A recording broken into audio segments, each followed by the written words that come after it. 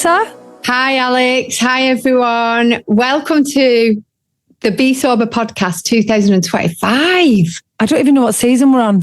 14 or something. I hope we're 14. I have no clue. That's why I just stuck to 2025. Yeah, we're somewhere in the world on, I think it's 14. I'm pretty sure the last one was 13. Anyway, we're here. We're back.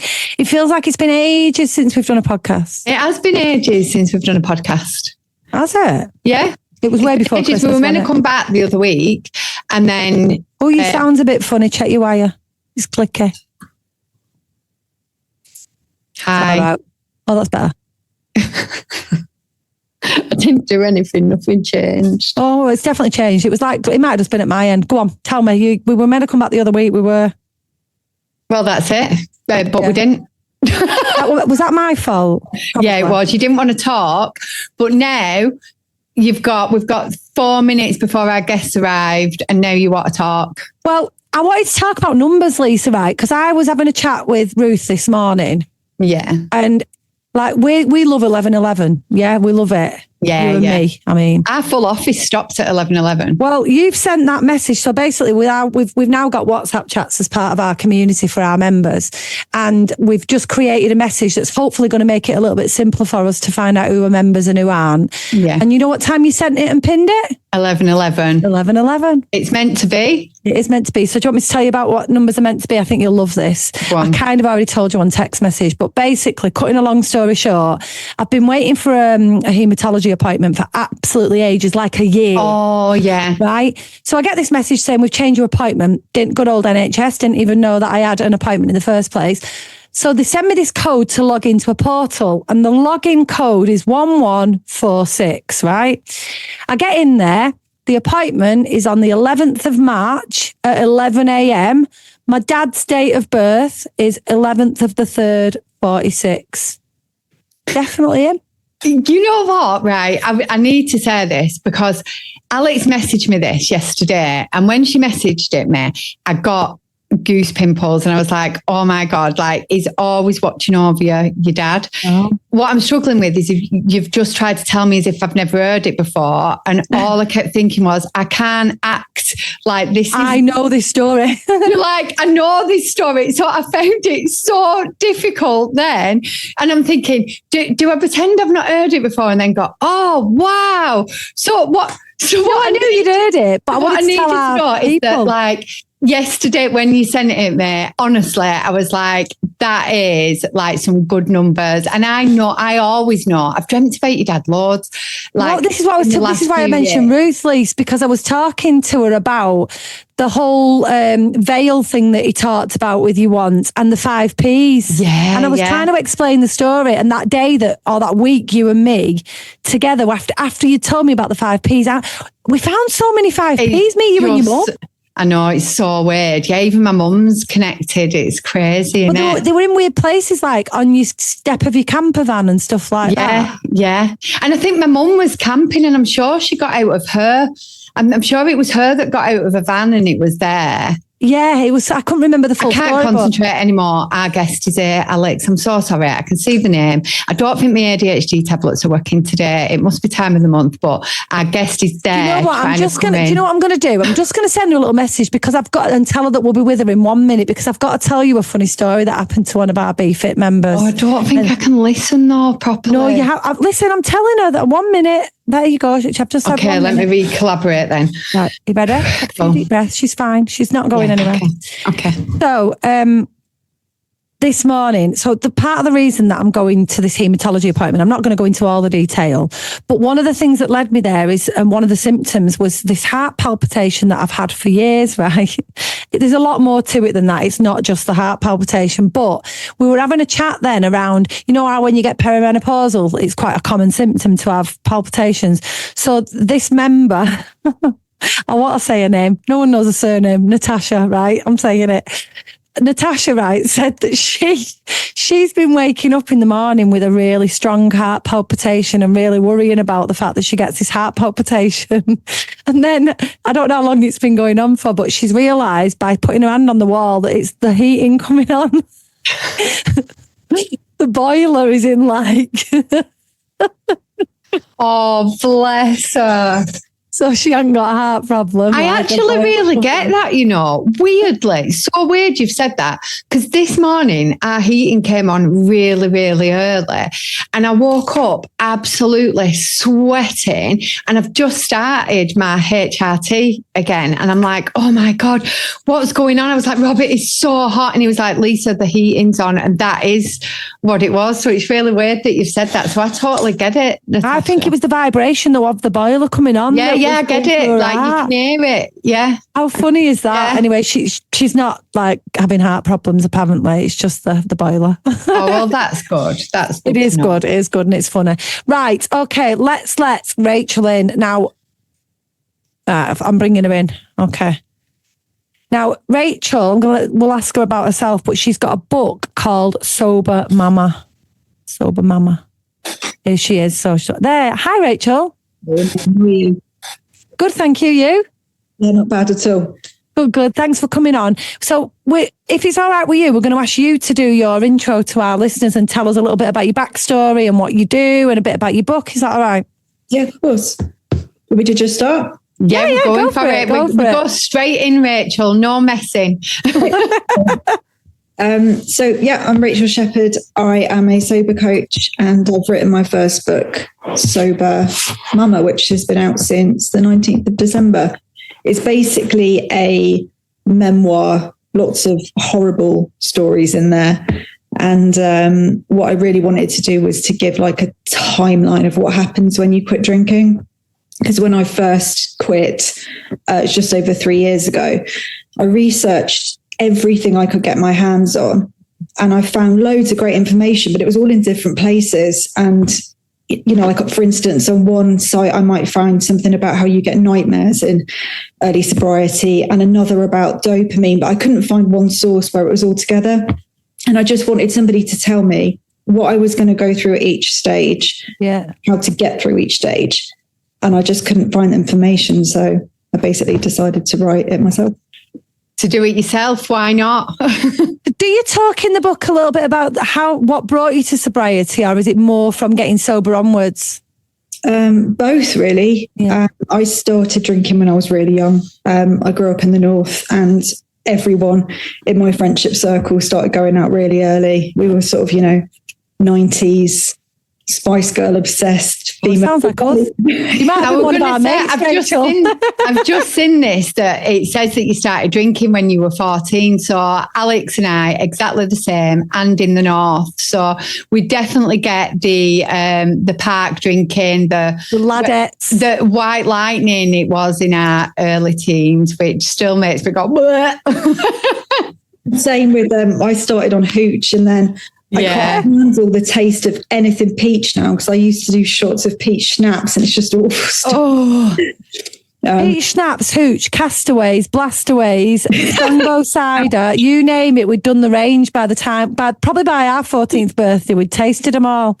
The castaways, that was like a rich weekend. That if you could buy a bottle of castaway to get rid of the taste of everything else you were drinking, I thought I was like, that was and a chippy on the way home. I was in. Ideal. Oh yeah, so I started drinking at 14 and by 15 I was nightclubbing. And my poor mother used to drive into Chester to pick me up after a night out at like 2 a.m. There was one occasion actually where I got home about 4:30 in the morning and unbeknownst to me, she'd gone out. She was driving around Chester in her pajamas and I'd locked her out. She didn't go down. Oh no. It was terrible. But I basically was just a social binger. And even through my 20s, I always knew I had an issue in so much as I do know when to stop. I just don't stop. Yeah. I never saw the point in drinking for one or two. Like if I've had a drink, I'm foot to the floor. I just didn't see the point unless I was getting drunk. And I spent, most of my 20s in that way. I definitely slowed down. Well, I didn't really drink when I was pregnant. Had a couple of glasses of wine with my first, and again, didn't bother because I was like, well, what's the point? I can't get drunk. So slowed down. And then it was a few really greedy things that happened at the same time, really. My mum died very suddenly. I went through a divorce. And it was just like everything in one go just felt so much. And I'd only ever dealt with stress before by alcohol. So when I suddenly had huge amounts of trauma, it was just way more alcohol. And I basically decided to stop when I was mid-divorce, and I just started to realize I'm not even enjoying this when I'm doing it. And I need my head straight to make these major decisions about my life. And I can't carry on like this. Yeah. So it wasn't like a really specific rock bottom, but it was a horrible couple of years. You sound exactly like us, slightly different stories, but exactly the same. Like loads of things were happening that brought you to a point of going, oh, like enough's enough now. And we were both the same, drink to get drunk. I hated not, if I was the driver, like, I hated it because like the whole night was just about me doing a job. Yeah. Not me being allowed to let my hair down. Now I quite I love it going out sober now. And it's definitely a mindset thing, isn't it? Like how you feel about it at the time. Yeah, definitely. Absolutely. Yeah. Is it right that I've just seen on your website actually that did you start blogging right from the beginning of your sober journey? Did that help? Yeah. So one of the books I'd read was Claire Pooley's Sober Diaries, and she mentioned it on a blog. And I mean, much as I'm very all or nothing. I was all or nothing with drinking, and I kind of went all or nothing with sobriety, where I'm like, I could just quit like a normal person, or I could just tell the whole world I'm doing it and write a book about it. And it was like, if I'm going to do it, I'm going to do it. So I kind of just decided to go really big on the basis that if I told a load of people what I was doing, I would look like an idiot if I then backed out. So it sort of forced me into having extended accountability. I thought there's no way I'm going to fail if I'm in that sort of domain.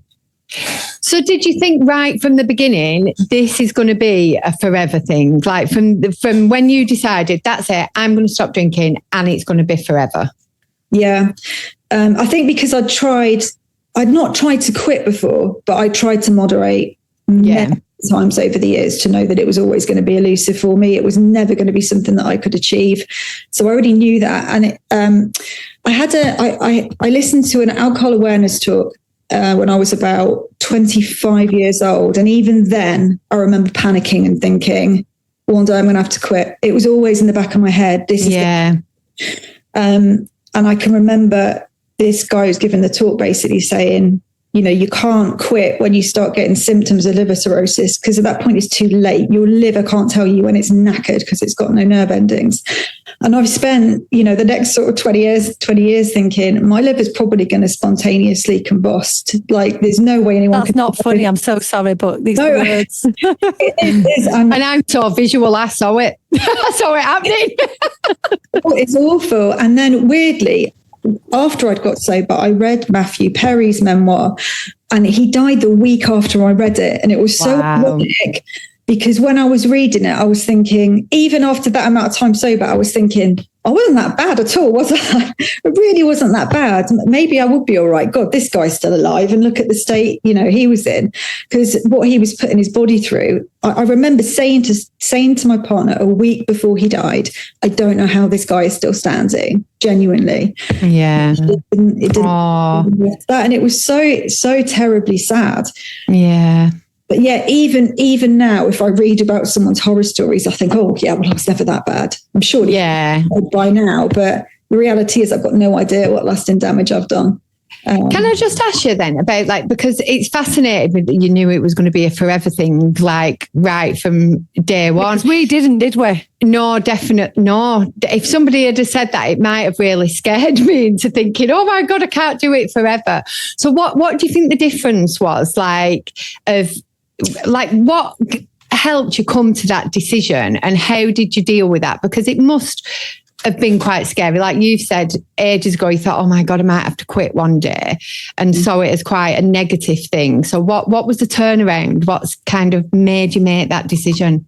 There was a couple of things. I went on a very drunken cruise, and I honestly had one of the best holidays I've ever had. There's no point saying like alcohol ruined it. It didn't. It was epic. But battered the whole time. We did this all-inclusive drinks package, and between me, my friends, and my dad, we had something like 600 bar transactions. It was just awful.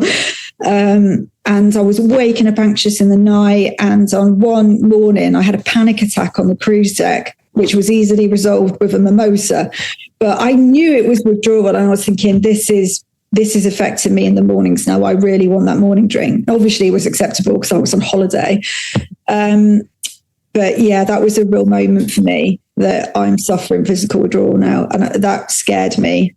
And then the day I quit, the night before, I think I'd done 5 days sober. And then there was a bottle of red wine still in the cupboard, and I was bored. And I just thought, sod it. So I drank the bottle of wine, and I'd started I journal every night, and I journaled when I was drunk. And I woke up the next day and hadn't remembered journaling. But the last line said, "This does not feel good." And I just thought, if this is not feeling good anymore when I'm doing it, it really has become pointless. And I sort of decided, actually, this is causing me some major problems now. Because as much as that cruise was fun, it was because I was constantly drunk. So I never suffer the horrible anxiety you get during the day, because I was switching off at 10 in the morning. Yeah. So I stayed in that sort of happy state. But I was a mess. I was a mess physically. Yeah, so it didn't come without consequence, did it? So it was fun, but it had a lot of consequences as well. Yeah, yeah, massively. Do you know, not quite the same, but it reminds me when towards the end of my drinking, like you're describing, I still was enjoying having a drink, but I would literally turn. Like, so I'd have loads of fun, be dancing, be singing. And then I'd find myself sat in a corner feeling sorry for myself, or be feeling a bit bitter and angry about situations. So it was almost like what you're describing, but really literally for me, that I thought, I am not enjoying how this is making me turn into somebody different. And obviously those feelings were really there, but I was burying them down, and they were coming out when I'd had a drink instead of actually dealing with them. Yeah, I mean, I wasn't really by the end, I wasn't really doing any partying at all. I was getting my kids to bed as quickly as possible. I would have started drinking when I was cooking dinner. And I was getting through a minimum of a bottle a night, and at the weekend, sometimes 2. But I was also taking prescription morphine, and large amounts of it. I was taking way more than I should have done. So there were evenings where during the day I'd had maybe 100 ml of morphine. That's a lot. I mean, that could kill someone that's never tried it, plus the wine. So I was regularly waking up on the sofa at like 1 a.m, having nodded out, at 9 o'clock in the evening. I just wanted to switch. I just wanted to switch off. I didn't even want to get drunk. I just wanted not to feel anxious. And until I started reading Quit Lit, I didn't really have any concept that it was the alcohol causing the anxiety. And I can't fathom this now. I think I've read so much Quit Lit. I've obviously written it about, quitting myself. And I don't understand, I consider myself to be quite a smart woman. I don't understand how I wasn't aware of this. And I think for so many people, the narrative out there, I mean, particularly all the ridiculous articles about, glass of red wine's health and all this nonsense. You buy into it when you're drinking because you want to hear that. You do want to hear it. Yeah, that is true. I don't think you realise. I think it's because we're brought up with it, and especially like you said, around the north, it's just our normal. Nobody's ever said it's different. This is something that's baffled me as well, to be honest, Rachel. I've always gone like, it's like it wasn't an option to not drink. I didn't know you could stop, if that makes sense. It was, well, you didn't know you could not start. Well, no, it was just such a way of life. And it's like, you don't know until you know. And I used to think if you stopped, it's because you had to be an alcoholic. It didn't even occur to me that you could actually just stop or not drink. A normal person stopping. Yeah, but I see it now. And like you said, you're an intelligent woman, and you kind of sit and you're like, what? Why did I never know that? And then I look, and this is was a lot to do with my journey. When you start looking at our politicians, and there's a bar in there, they're making decisions, and there's a freaking bar in the Houses of Parliament. That's why all the decisions are shit. Well, yeah, but like, no wonder we didn't know, if you like. Do you know what I mean? It is frustrating. But I do want to ask you about your family and your friends and how they felt around your decision. Well, I started blogging fairly early on, and at the time I was blogging, I wasn't aware of how much my dad was drinking because he still lives in the north. And it was after I quit that he decided he was going to take a sort of hiatus from drinking as well. And when I spoke to him about it, he confessed he was drinking 3 bottles of wine a day after my mum died, just to knock out the pain. Didn't want to get drunk. This is the only way I can get to sleep. And he did that for the best part of a year and a half. So it's a wonder he's still alive. But he's a really good example of how moderation can lead to addiction very, very quickly. Because for the best part of, I don't know, 40 plus years, he had a bottle of wine on a Friday and a bottle of wine on a Saturday. That was his sort of deal. And then overnight, he went to 3 bottles of wine a day. It literally is an event though, isn't it? And that's where I always describe my drinking changed. It was an event that I couldn't cope with. So I drank more. And it wasn't I'm going to drink more to block this out, but drinking worked. Yeah. No, like a subconscious decision, isn't it? Well, nobody sets off, do they, at 18 and goes, oh, you know what? When I'm older, I'm going to be an alcoholic. Nobody sets off that way. Everybody sets off as a normal drinker. Everybody. And it's just amazing how many people believe they're immune to it as well. Yeah. So many people. Yeah. I think you find that when you tell people you've stopped drinking, especially for me, a reaction I used to always get was like, "Oh, I don't need to," and I'm I get the head tilt. Oh, poor you. Yeah. The head tilt. I've had the head tilt that I don't need to. Well, I don't drink that much, and I've said this before about when Olivia was at school and she told her teachers we were doing a podcast, and she said, they were like, "Oh, what about?" And she said, "Oh, she does it on like being sober." And the teacher was like, "Oh, I'm so sorry." Well, apparently, and she was like so proud of it. Do you know what I mean? Really chuffed. And apparently, according to my cousin, I had a little problem. Yeah. Well, they were knocking it back. Yeah, with a glass of wine in her hand, by the way. Yeah. Sorry. So carry on, Rachel. So you were saying about your dad is a good example, and but my friends were all really supportive. I mean, most of my friends are quite big drinkers, and I think they're just glad that I drive them everywhere now. To be honest. Yeah. Do you still enjoy going out then with your friends? I do, but there's a time to tap out. I think I tend to lose touch with people around drink 4 maybe, where people start repeating themselves and slurring, and you're not getting intelligent conversation back, and they start finding things funny that aren't funny to you. And I'm definitely one for leaving early and getting an early night. I just, I can't fathom that there's a woman in my past that used to stay out beyond midnight. I just don't get it anymore. I'm like, no, thank you. I've got no desire to be jostled in a bar at midnight. Yeah. Do you have an exit plan when you do it, or is it just like, I'm going by? Yeah, I just go. I think at the beginning, I was really worried about that, but after going out so many times and realizing people don't give a shit when you leave, they really don't care when you go, when they're past drink 4, because they're not there to socialize at that point. They're there just to keep drinking, really. My old friends didn't even care if I went. That's what I learned. It weren't that they were just bothered if I left. They weren't even asked if I went at all when I was not a drinker. And that didn't even arrive there. They weren't bothered. It's what John Thompson said on our podcast, isn't it? That drinking isn't a spectator sport. You get to a point where it is no longer fun to be watching.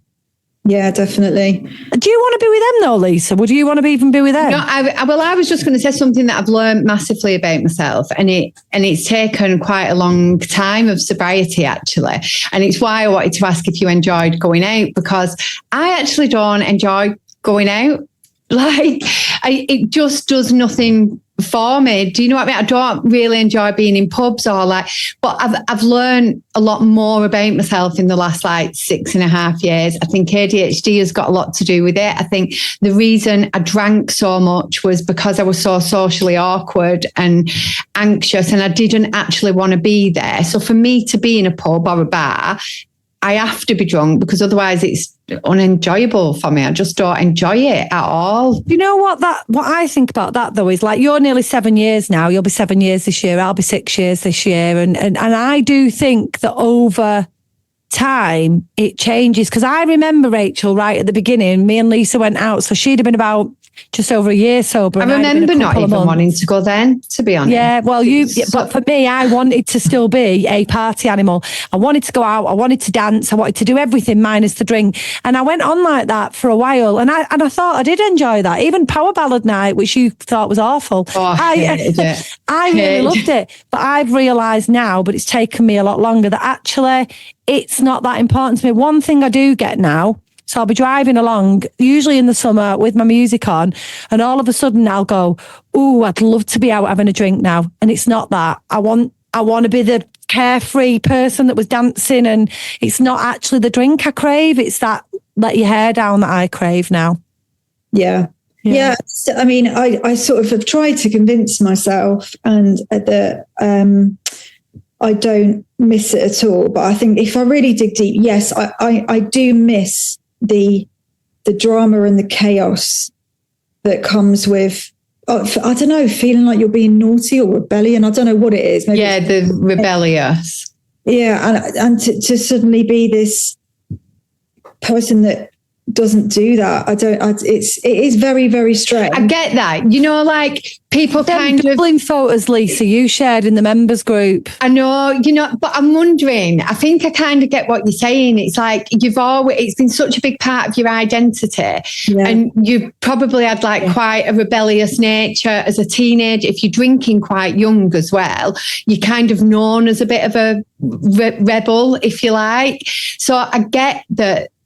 You kind of miss that. Known as that. Because I look at even now when people say to me I don't know, or assume that I'm a bit of a goody two shoes. And do you know what I mean? I kind of want to go, you don't even know the half of it. I'd kick your ass.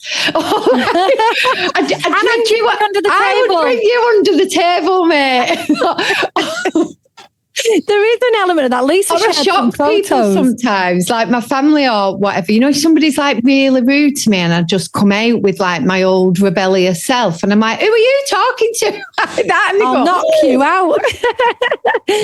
Lisa shared some photos in our members group of me and her quite a number of years ago now. It's got to be 10, I reckon, of when we went to Dublin on a weekend. And honestly, I don't get easily usually things don't faze me. I'm just whatever. And honestly, I felt my heart sink when she shared them. I was like, oh my God. I kept other ones. I didn't share them all. I only shared the ones I were allowed to share at the time. They're bad enough though, aren't they?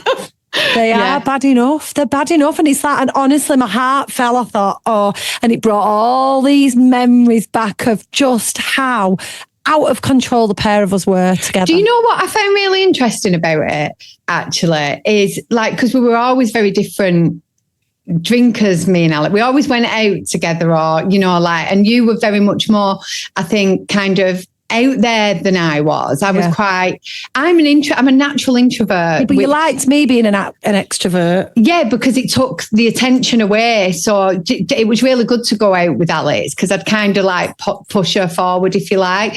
But even looking at them pictures in Dublin, and you can see on the pictures, Alex is so carefree. Dramatic. Yeah, just carefree, these pouts and pauses and everywhere. And we're kind of here, there and everywhere.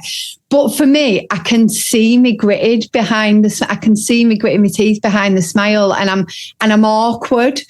Do you know what I mean? Yeah, it's and I know that I drank a lot to fit in, and them pictures kind of showed me that they reminded me of that I was drinking to fit in, even though I'd created that version of myself. And I want to tell you something else that I did that was really carefree the other week. because I think other people might be interested in this. If we're talking about going out and dancing and that carefree, and you said about that, Alex, in the car. So I tried something called ecstatic dancing. I don't know if anybody's ever done anything like this. Oh my God, right. It was so cool. So me and my friends, so we got in the car, and it was... who's this friend? Which friend? It's my new bestie. No. I'll knock her out. So we went, and it was like she'd messaged and said, do you want to come to this with me? And the event was cacao, meditation and ecstatic dance. And in the moment, I was like, oh, yeah, that'll be really good. And honestly, all day I'm thinking, why have I said yes to this? Why? She picks me up, and all the way it was icy, snowy. We had to drive over the hills in fog, and she's going, oh, remind me not to come up with these ideas. Anyway, we got there. We had an escape plan and everything just in case. But we got there. We got served cacao in this lovely meditation circle, if you like. As we walked in, there was a woman flat out on the floor, right? And I'm thinking, right, this is all right. And I'm really open-minded to stuff like this anyway. Then the woman explained what we were going to do, and there was DJ decks there. There was only about 20 of us at the most. And she said, I'll guide you through the first few songs. So I was like, oh my God, I'm going to have to be getting up dancing in a minute, which I found really hard, sober. Anyway, she put the music on, and she started off, like having a shake. So we shaked our hands and our bodies and was doing all this. And then I had a look about, and people were really going for it. Like they were like doing all this weird shaking. And I remember looking, thinking, oh, if anybody knew that was it, or like if you were there, Alex, you'd be like, what the fuck have you brought me to? But it helped me kind of relax. Do you know what I mean? Before I know it, I'm shaking it off, and then she's like, right, I want you to kind of move. So we moved our hands and our legs, and she was like, move your elbows. And I'm thinking, what the fuck? How am I moving my elbows? I just want anyone who's actually listening to this to come to YouTube.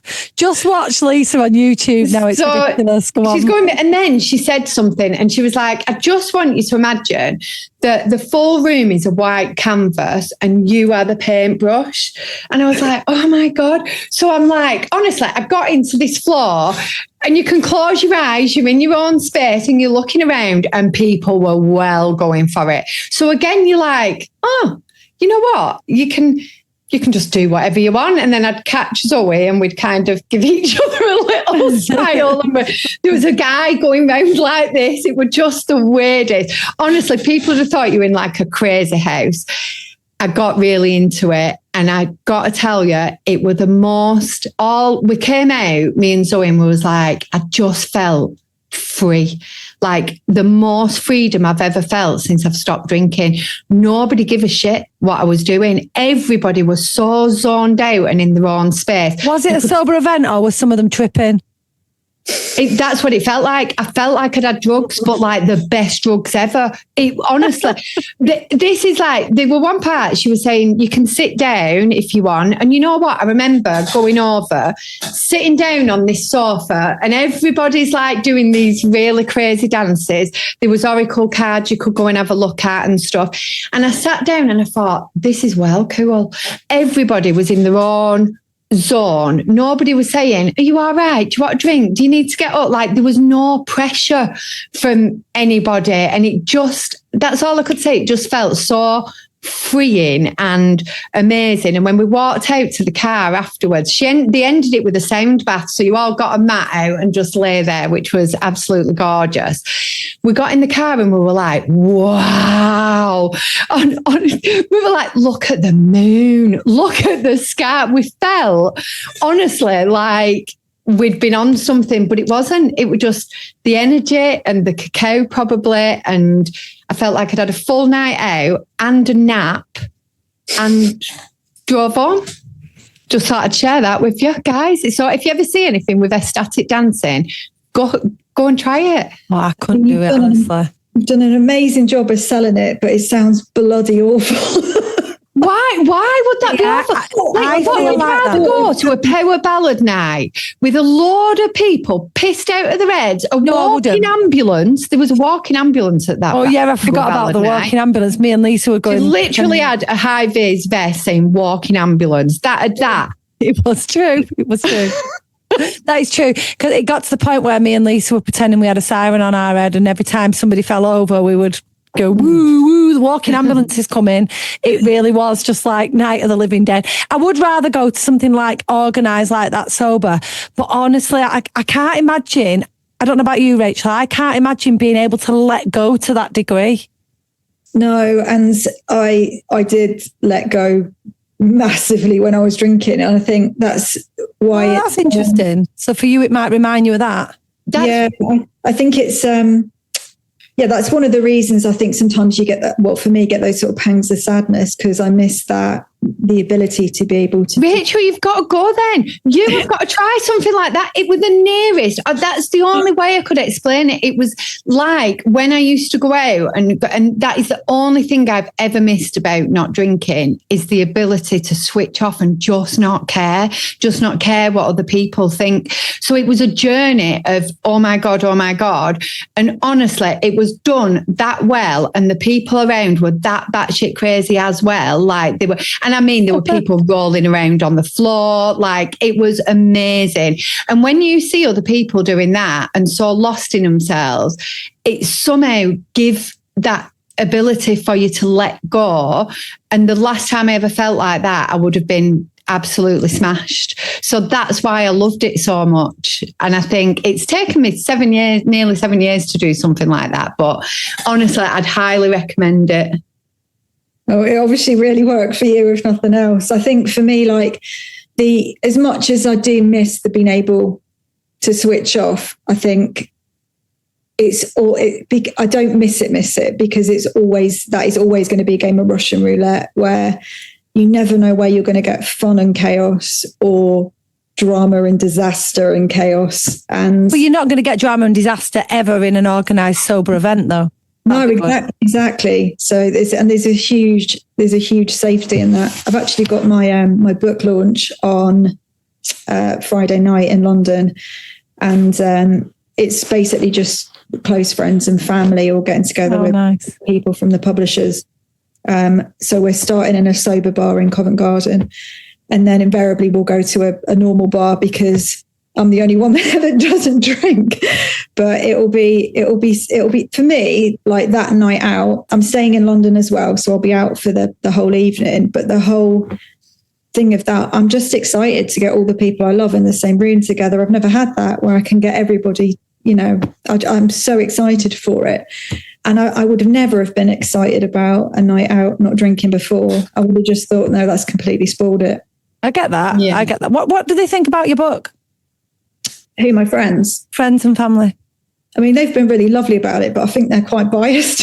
So I've taken a lot of what they've said with a pinch of salt, if I'm honest. And it's nice. I've been getting quite a lot of messages from people saying they've really enjoyed it and found it funny and really liked it. And that was really important for me, to make it funny, because I've read so much crit lit and a lot of it is very dry and very dark and very science-based. And whilst I think you do need some of the science and you do need like information, and it was just so important to me to make it what can be a very dark subject matter super light and positive and looking to the future rather than looking at all the horrible things you've done and the shame. I wanted it to be completely positive and hopeful and looking forward, and to have the ability to make people laugh out loud, cry, go through this whole sort of spectrum of emotions, and to really, I suppose, realize in those pages that life can be much better sober, where I think it's difficult to believe that when you're starting out.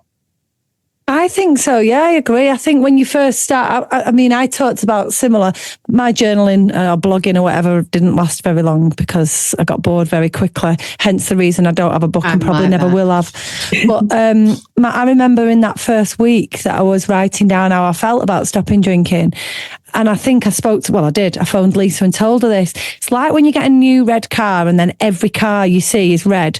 That moment you decide to not drink, it's all you can think of. It's all you can think of. It's all you can see. Everybody's decided to talk about wine on a Monday morning, and like, you don't notice that when you're drinking. No, you don't notice it. Really, I found I couldn't think about anything else for that first month or so. Yeah. And then after that, it started to ease off a little, but I found it very all-consuming. But I didn't find it that difficult. And that's kind of one of the things that I wanted. Yeah, we were the same. I'm not saying it's easy, but I think once you've got through that initial withdrawal and over the, the hurdle of that first couple of days, thereafter that it's all psychological. You're not going to go through any physical pain. When I came off morphine, I've been on it for a long time, and I decided in my infinite wisdom to go cold turkey and to not taper, because in my head I was like, I'm getting off it, that's it, I'm done. And it was like taking a walk through hell. It was the most harrowing experience. I felt like an alien had hijacked my body and was like fighting to get out. It wasn't physically possible for me to stay still for even a second. My skin was screaming. I was just in so much pain. Physical pain. Yeah. I mean, like I said, I don't know how anybody gets off heroin. I genuinely don't, because that was prescription strength morphine. Heroin's a lot stronger. But coming off alcohol, conversely, you don't actually feel anything other than unless you're really physically dependent, mental itch. It's a mental itch, it's a craving. It's interesting you say that, and I wonder whether with the morphine and the heroin, and even alcohol when you're physically addicted, you're in such a state of numbness when you're on it. I wonder if just being alive is quite a painful experience that we're all just used to. Do you know what I mean? Just like moving and the contact of the air to your skin and getting in and out of bed and all that probably doesn't hurt because we're used to doing it. But I bet if you're taking strong painkillers or something that numbs the sensation, I can see why it'd hurt. I don't know why. I can feel why. Oh, you mean like every sensation would come back? Heightened. Everything comes back too much for your body to deal with at once. Yeah, that's like being born. Like when you when you cry, when you're born, you scream the place. I bet it is quite like, oh, what the hell has happened here? Yeah. It's crazy. But then the addiction to opiates, any kind of opiate, makes complete sense to me because they're lovely. They feel lovely. It's only when you actually come off them, it becomes a real problem.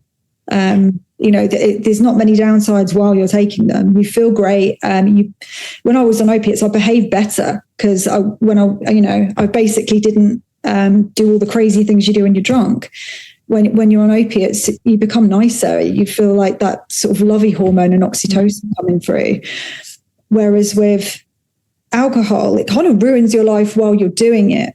And then coming off it isn't that bad. So it was so bizarre to me, even 2 weeks sober, just how much better I felt so quickly. And that kind of realization, I've spent 25 years effectively self-harming without realizing that life could feel so much better without it. Here's me thinking that I've been using this poison for the last 25 years to alleviate my anxiety. Have I ever had anxiety, or was it all just withdrawal? Did you come off both at the same time, Rachel? Say again? Did you come off both at the same time? I came off alcohol not having any realization whatsoever that I had any addiction to morphine. I was taking it for I've got ulcerative colitis and I got joint pain. Unbeknownst to me at the time, when you come off morphine, you get joint pain. So every time I tried to come off it, I just presumed my condition was flaring again. So I kept taking it. And by the time I did come off it, I've been on it for such a long time, I was addicted. But it was only when I started reading quit literature after I got sober that I thought, maybe this isn't wise to be on this either now, and started looking at that. But coming off that was a million times harder than alcohol. What do you think the difference is because we've got members, obviously, and we've got members who, like you've just said, and Lisa and I are the same, found getting sober pretty easy. Okay, there's tricky moments, there's difficult moments, there's cravings, but all in all, it was fairly easy to come off it and never go back. And not, I never really thought I want to start again. It was more like, oh, every day's getting better. I want to come off it. I want to stay off it, and so on. What's the difference between those people then and the ones who just can or don't stay sober? They go back. What's your opinion on that? And I know it is only an opinion. It's difficult. I mean, I've had clients that have been sober for years and then come to me after they've relapsed. And what I found is the clients that relapse find it much harder to come back than the people who've done it the first time. And I think if you can quit once and fully invest in it and believe in it and know that sobriety is kind of the answer to everything, get better, that you no longer see any value in drinking, you're never going to crave something you don't see any value in. Mm-hmm. Whereas people who relapse, I think it's very difficult because they've done it before and then it's kind of massively knocked their confidence at that point. Like, I've done it before and I failed. So then when they do have another relapse, having done, say, a few days sober, there's a twofold problem. One is that they've quit before, so they think, okay, well, it's only one day. I've done it before, I can do it again. So that almost gives you license to do it again. But your brain is then set up. It just activates almost immediately all the same receptors in the brain to crave that dopamine hit from alcohol, and it forgets that it can live sober again. So, I think it's a vicious cycle once someone relapses to get back on it. And I think then there's a huge sense of shame and failure. Yeah. And whenever we feel shame, we feel triggered. So it does become very, very difficult. Yeah. So you do coach now, don't you? You coach other people to get sober. Yeah. Yeah. Okay. So when did you become a coach? How long sober were you after? Less than a year. I think I was so confident in it, and I was so confident that I'd got a kind of formula that worked. So basically, in the same way that I've written this timeline for quitting in the book, when I was researching, when I first got sober, I was thinking, right, what do I need to do at each phase I'm going to go through in order to combat it? So loads of social media things were saying in early sobriety, focus on the things you enjoy. But I was reading that you don't produce any dopamine for at least 2 months. So you can't physically feel that much enjoyment because you're not producing any happy hormones. So what's the point in ruining all the things I love? And most of the things that I loved involved alcohol. What's the point in doing the things I love when I'm not going to feel happy anyway? I might as well just get productive. So I set about just reorganizing my life. And my kind of thought process was, by the time my dopamine comes back, my docs are going to be in a row. I'm going to have cleaned out all my kitchen cupboards and organized all my wardrobes and got on top of all my admin. Yeah. Doing that then reduced a huge amount of stress as well. So by having this sort of method where each thing along this timeline over 3 months has got actions that you can take, it's just, I think clients find it really helpful so that they can see where they need to go. It's not just, right, you've put down a glass, stop drinking and that's that. Yeah. It's a very proactive approach as to what you can do at each stage to combat it. And then it's really delightful that because you can see where you've come from and then you can feel these things, getting better, you can see yourself moving along that timeline. Yeah. You start to have faith that then, well, if I've gone through, I don't know, the nightmare phase at this point, then surely I'm going to go through the Zen phase later on when my dopamine goes back. And it's just like that belief then carries you forward. Do you think there is an element of willpower then in the beginning? Oh, it's a really difficult one. I'm not sure if I believe in willpower. For me, I think it's more whether or not you see value in it. So like I tell people, don't do dry January because we say that really. Well, no, we don't say that, but that's what I say actually, not we. I don't. We do in the fact that we have we've always done it as an experiment, but we'll say more. Yeah, but basically by doing dry January, for me, you've basically told yourself, I want to get hammered over Christmas and then I'm going to undo all the damage in January and make myself better. But that tells your brain that you're giving something up, that it's valued, that you need to get it all in there before you quit. And then you're going to spend January, feel massively deprived. You go through the hardest month of quitting, the first one, and then you get to the end of it and you feel like shit because you've got no dopamine production. So you conclude sobriety is boring and you go back to drinking, probably more. So it's so counterproductive. And I sort of say to people, if you're going to do dry January, keep going until the end of March at least, so you know what sobriety feels like, because you can't know before that 3-month mark. And it staggers me the amount of programs I've seen where they're like, oh, we'll fix you in 60 days. And you think, really? Yeah. It should just be the experiment. And that's why we do our experiment for 30 days. It's like the very last thing on our experiment asks people to choose, are you going to continue this experiment or are you going to go back to the beginning? And it's up to you. Yeah.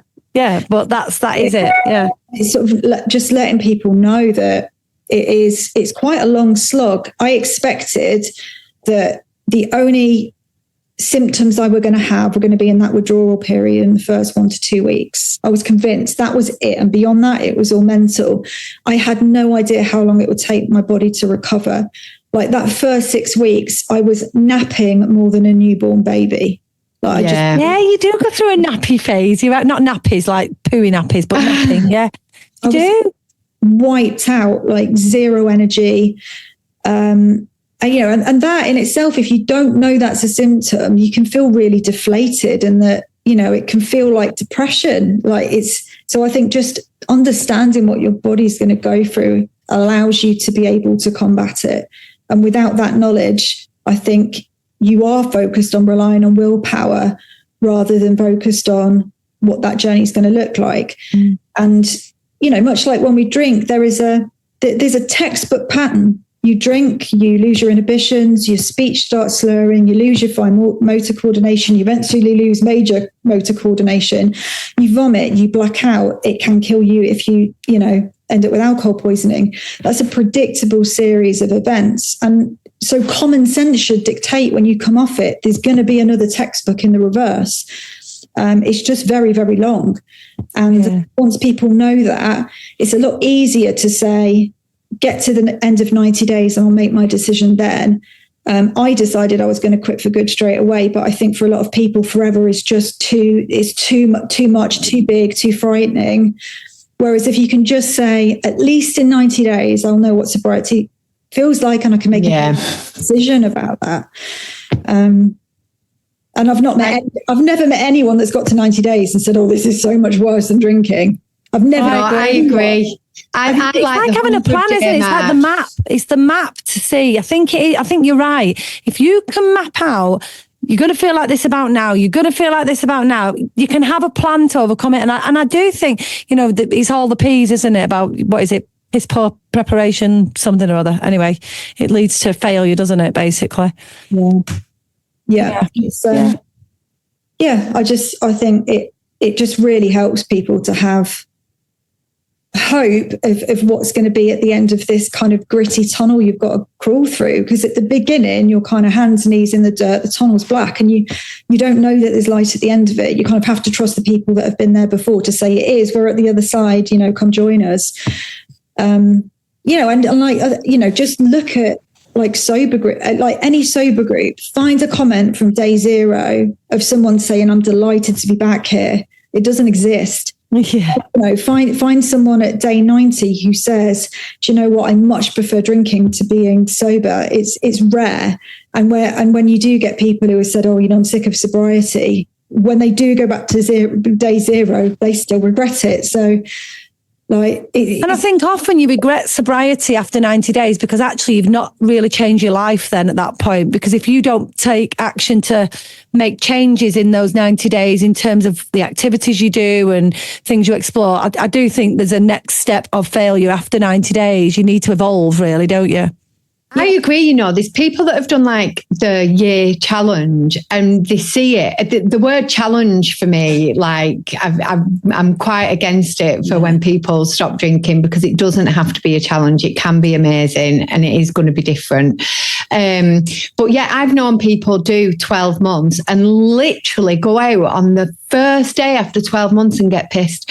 And I'm like, what, why? Like, what did you not do in that 12 months? And it is things like reading the books, reading the Quitlet, listening to the podcast and change. You've got to immerse yourself in all of the amazing things that sobriety brings, I think, because for me, nothing worse. Imagine spending 12 months thinking that you were missing out on so much when actually all the stuff you could gain in that 12 months.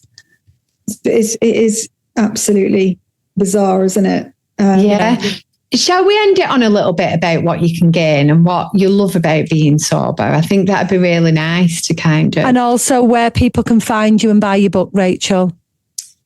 So my website is sobermama.co.uk. There are links to the book on there, but it's basically all decent UK bookstores, and Amazon is a load of other... They'll also be in the bio as well. We'll put them in the bio for you. Yeah. What was that? What else did you ask? So what can we gain from sobriety?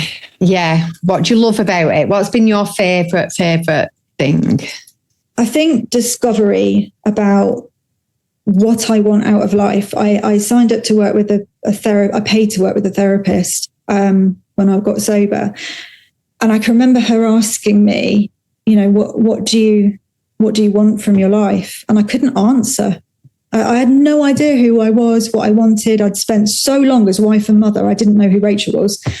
And I had to go on quite a big journey just to work that out and who I am and what I want from my life, and become quite selfish, if I'm honest, and really explore that and to deal with some of the issues that I had. I mean, I had a lot of residual anger towards my mum after she died, and I had to get through that to realize that I had to stay angry because otherwise I'd have to grieve, and that wasn't a state I wanted to ever get to. And it was only when I got sober I was able to cry, and it happened after a good friend of mine was killed.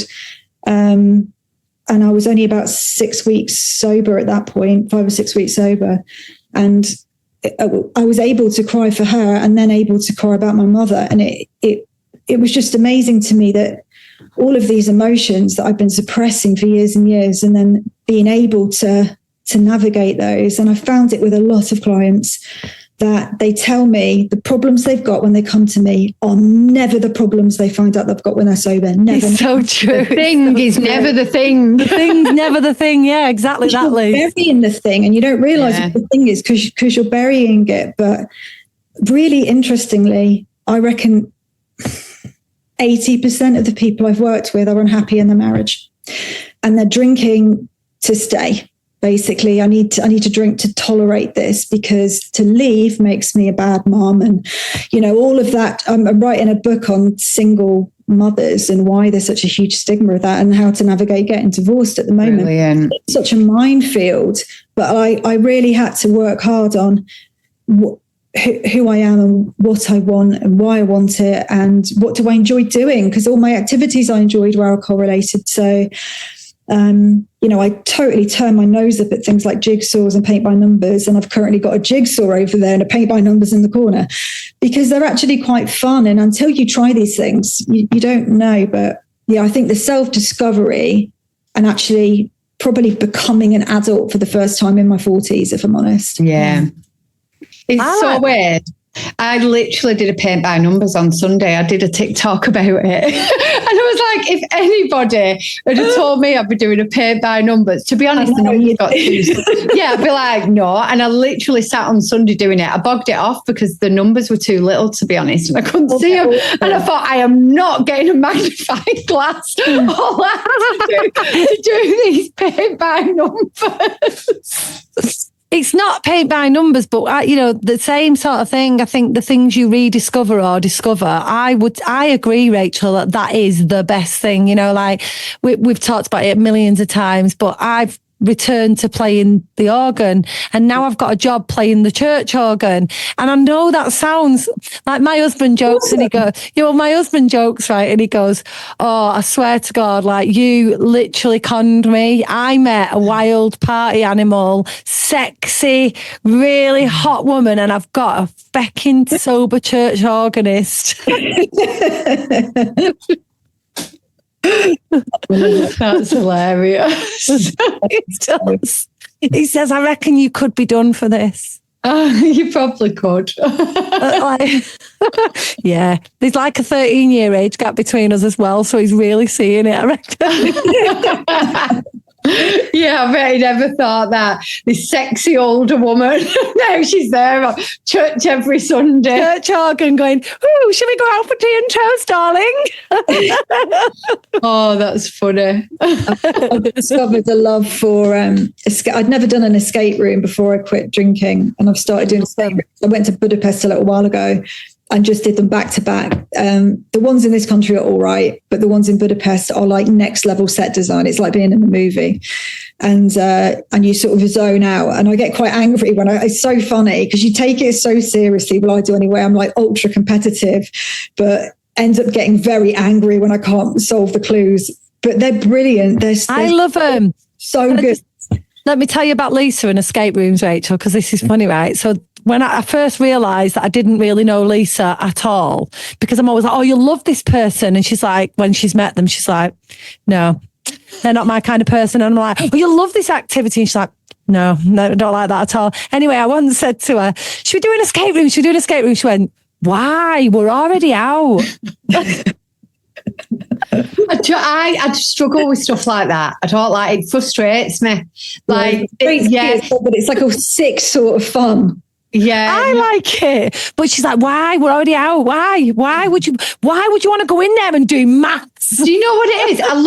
I'm really good at like being in disasters actually, and thinking outside of the box but I feel like that should be saved for when there's a disaster, or when you need to think outside the box, or when you need to escape something. It's a lot of brain power that I think can be reserved. It is. And it does bring out ultra competitiveness in anyone. And my poor kids have inherited it as well. I got them one of these air hockey tables. It's like a mini one. I'll play that. 5 minutes into it, there were punches being thrown, lots of swearing. It got nasty, but they've definitely inherited that. They've inherited that competitive streak. Lisa's super competitive though, aren't you? You are super competitive. Not as much as I used to be. I'm not as bothered about stuff like that anymore, to be honest. I'll tell you, put somebody next to Lisa and tell her that she can't do it as well as the person next to her, and I'll bet you any money she beats them at everything. Do you know what? Actually, that's probably one of the nicer things about being sober, I think, that I found, or it's helped me in any rate, is to be, and I have been in the book, to be ultra vulnerable about your own flaws. Yeah. I've got no harm saying I'm competitive. When I quit drinking, I'd never admit to that. I'd never admit to being competitive. I'd never admit that occasionally I lose my shit and scream at my children. I've got a nasty side to my personality. It's there. It doesn't come out very often, but it's there. And when I drink, that's, often when I did drink, that's when it comes out. So, yeah. I feel Rach, we've just I remember once getting so angry. I was quite a few months into sobriety, and I remember losing my shit completely. And I was gobsmacked at myself. I was like, because I'd been on this kind of like pink fluffy cloud, as you like it. And I was like, oh my God, that was just me. Like the actual me losing my shit. Like what happened there? It shocked me. You don't remember when I threw a full cup of coffee across the room? Oh, I do. I think I remember you telling me, and I was like, it's okay, I've done this. I remember doing it myself. That was in sobriety. Like I had a really nice cup of coffee, and what's really awful is it was a beautiful cup that my daughter bought, and I've still never confessed that I actually threw this cup. She thinks I dropped it. She might hear this one day. If she does, I'm so sorry. But it wasn't okay. And I got so angry with something my husband said. I literally just went, I ended up covered in coffee, but I didn't care. I was so mad. I don't get mad as much though. Do you now? Like, no, I don't. I'm like a really, I think, chilled out person. Like my hairdresser said it to me once. She was like, you are the most chilled out person that I've ever met. And I was like, oh my God. No one's ever said that before. But like, Try living with me. No, I am. Honestly, Ash Rob, there's nothing that really phases me. But I think, don't get phased in disasters. Sam does. He's like, oh, this is awful. The car's broke down this week. Like, honestly, you'd think our world was going to end. I'm like, it's fine. Can I tell you something that Rob did the other day? And then we will let you go. We will honour your time, I promise. Right. But I thought it was hilarious, right? So he's going visiting his dad with his son. He's in Tenerife, and his dad had booked the flights back for him, so we just needed to book the flights going. Anyway, we were laying in bed the other night and we were talking. It was after I'd spoke to you about going away, Alex, and I was like, oh, I'm going to go away with Alex. So he was like, all right, when? Then he went, where am I going? So I said, Tenerife. And he was like, Tenerife? I said, yeah. And I went, anyway, it got up in a shot and he's booked his and his son's flight to Gran Canaria. Island. I swear to God, I laughed my head off, right? And he was like, Lisa, it's not funny. It's not funny. Like, proper got angry about it, right? And I was like, oh, it'll be fine. He's fuming. Anyway, last night I went, is it too soon to have a laugh about this yet? And he was like, yeah, it is. So I had a conversation. I was like, you know what? You should embrace these like things. Like, you're a human. Stuff happens, and he's finding it so hard. Like, if I told his family about that, and I love that I've told the podcast about it, but if I told his family about that, he'd be fuming. He'd be like, no, I'd like, embrace it. It happens. You're a human. But how funny is that? That is actually really funny. I wish you hadn't have told him and he'd have got there. No, it wouldn't. That'd have been terrible. That'd have been so bad. Well, it wouldn't, because he'd have had to check the flight on the screens and stuff. There'd have been too much stuff in. But yeah, anyway, he sorted it out now. But yeah, that's funny, that. But I think it comes from resilience. I don't know whether that is a lot to do with it. Because usually when we're at our point now of sobriety, we've been through a lot, haven't we? Like, we've all been, like you were saying, Rachel, you've been through a hell of a lot, and your book's filled with these kind of stories. But that helps us become more resilient. So I think things like that, just like, oh, whatever, fuck all that. I think just having the ability to be honest about who you are, if you're brave enough to do that, then you start to live far more authentically when you stop worrying about what other people think of you. I care deeply about what my friends and family think about me and everybody else. I'm like, half of people are going to love me, half of people are going to hate me, and I've got no control over that. And their opinion, frankly, doesn't matter. And I think sobriety has definitely given me that, and I am a million times more patient, and you can trust your emotions better. If I get really angry, there's a bloody good reason for it. You know, that is my emotional state telling me something's very wrong, because it happens very rarely. Whereas when I was drinking and anxious all the time, I was, it's like impulsive and unpredictable. Easily angered. Whereas now I trust that emotional state. If I'm feeling really cross, then it's for the right reasons. Yeah, I agree. I'm only ever cross when someone's rude to me. If people are rude, it like with the trolleys. Yeah, I got mad at work on the phone, and honestly, the people in the office was like, but the woman was so rude to me. It's like there's a switch. It's the only thing that really gets me rude, and especially if I've tried to be really polite. If they're rude back, I'm like, boom, they're going down. It is funny. Well, Rachel, listen, all the best with the book, and obviously enjoy your book launch. It sounds like it's going to be a really lovely event. I hope you enjoy it, and we'll put your links on the bio. Thank you. Yeah, it'd be will you get in touch when you do your next book as well? Because I think that it'll be fabulous and very much needed for newly sober women in particular. Yeah, maybe we could get you back on to tell us all about how to be single, and we'll end up with half of Be Sober divorced by this time next year. I was joking about that the other day, because I'd emailed some of the chapters to someone who I think might be leaving their husband.